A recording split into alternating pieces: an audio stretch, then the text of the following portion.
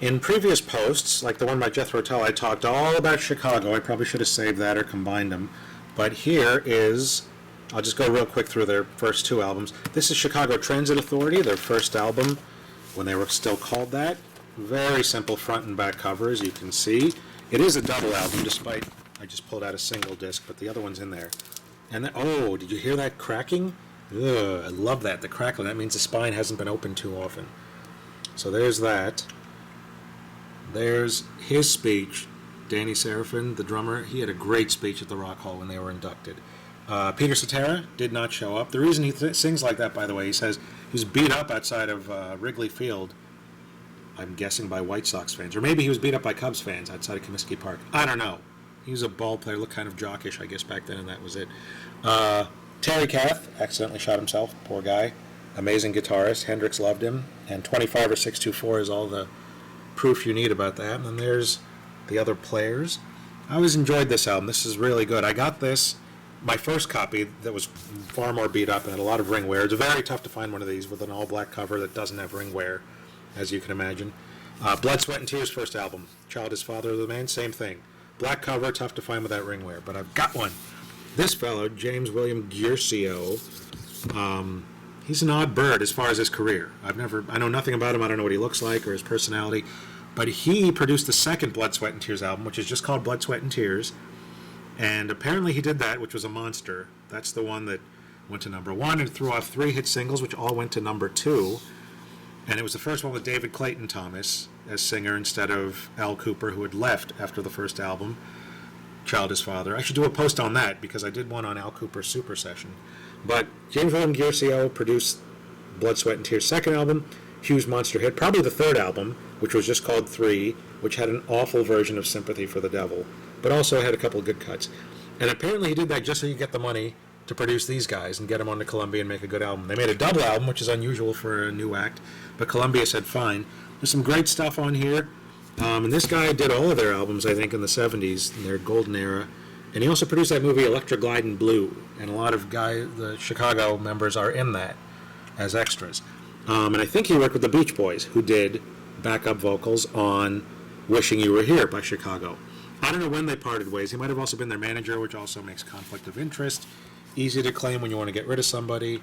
I think the Beach Boys did that with Jack Riley, so they could get rid of him so they could get Brian Wilson into treatment. Well, these guys, I don't know when they parted ways with him, but after Terry Kath died, they got a new guy, Donnie Dawkins, I think, and they stopped using the Chicago logo, which I'll show you in a sec, and they went more disco, and they stopped numbering their albums. They'd gotten up to Chicago 9, the greatest hits, and the bottom fell out. For 3-4 years there was nothing anybody could do. They lost their record deal, or changed labels at least. And then I think Jerry Weintraub was their new manager. I'm not sure. But they eventually signed to Full Moon, Columbia Records, and they had all their 80s hits.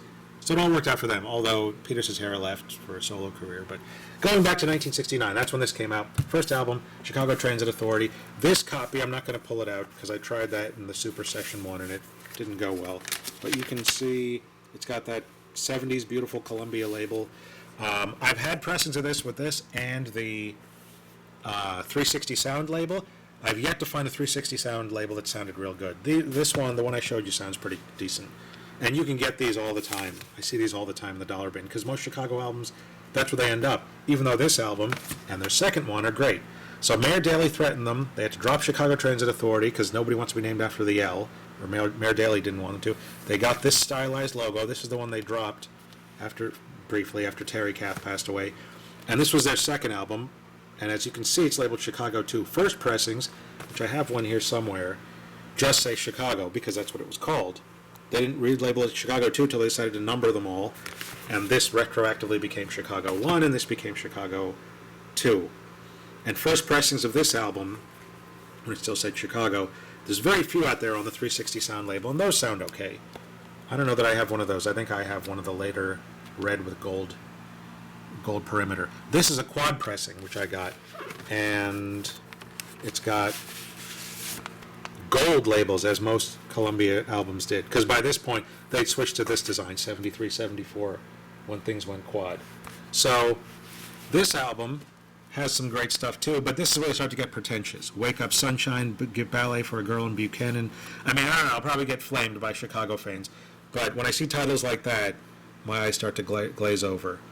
AM Morning, Morning, Mourning. At Second City, we did a whole sketch about, what was his name? Chuck Picasso, the most pretentious singer in the world, and his album was called Woke Up One Morning. Very weird. Not going to comment any further and get more flames. But 25-64, amazing song. Where do we go from here? Amazing. And get this. The first time I played this quadraphonic pressing, my father had the original, the 1970 pressing of this. I got this one in maybe 2011. And in 2012, the first time I played this was, I had found on Craigslist, for some reason I got it in my head I wanted a record changer. I wasn't going to put all my records on it, just the occasional one that I wanted to, time that I wanted to load it up with discs and just relax. So some guy online nearby had one. Turned out he was a former mechanical engineer, electrical engineer, who had been laid off, and he was just doing this as a sideline. He had a jukebox, he had some old video game machines, tons of records. He had a Marantz Model 26 receiver, I think. He would repair this stuff and resell it. And he had an ELAC Miracord 50H, I think, turntable, which was a changer slash player, one of the nicer late 60s, early 70s ones that could do both. You could use it at either or. And he had all the changer bits and pieces and nice big heavy German tone arm, and the thing was built like a cuckoo clock. And it was in a bass, a Radio Shack realistic bass, oddly enough. And so it was a very reasonable price, so I bought it, brought it home, and I popped this on after I hooked it up. And I listened to Where Do We Go From Here, and I'd never heard that song. Or maybe I just put that whole side on. And I thought, this is okay, this is kind of thin and weird sounding. Well, it turned out one channel of the cables was bad, the output cables. I didn't know that. I just thought this is a weird quad mix that de-emphasizes stuff and didn't think of it. So I should probably listen to this again and see how it sounds. I don't know. The reason I picked that ELAC, by the way, was in high school, a teacher had an old ELAC that was in a huge wooden case. It wasn't even a plinth. It was like a giant jewelry box, if you picture that. And he just let me have it. I brought it home, I plugged it in, I liked it. And I think the second day, the ground cable came loose or something, and a huge deafening hum went through my system. I immediately turned it down, but it turned out I'd blown out my speakers. So that was no fun. Those were Panasonic speakers I had gotten with one of those compact systems that you get. That was a pretty nice one. I got that on my 10th birthday, and I was still using just the speakers. And since they'd blown out, my dad said, well, get you some KLH. Those little ones, I think 970, they were about yay high. Maybe, I don't know how to explain it. They weren't that big. So we'll get you some of these until we move to a new house. Then we'll get you some nice big ones. And that's what we did. And those little ones actually served me well. They were about this size. You've seen my post about the Bose Acoustimask, a little bigger than this. And then when we moved to the new house, he got me a nice bookshelf KLHs, which were pretty decent. And I had those for several years. I do think, going further off track, the KLHs, I think they bought me a set and something wasn't right, or I didn't like them, or I wanted the bigger set. So I remember I took them back to the store.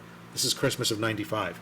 And a friend of mine, who in retrospect probably I should have asked out, but anyway, I said to her, hey, you want to go with me? I'm going to Best Buy to drop these off. She says, yeah, sure. So she went with me. So while I stood in line forever in the post-Christmas returns line, she went off to get CDs, and she came back. She had a Tupac CD.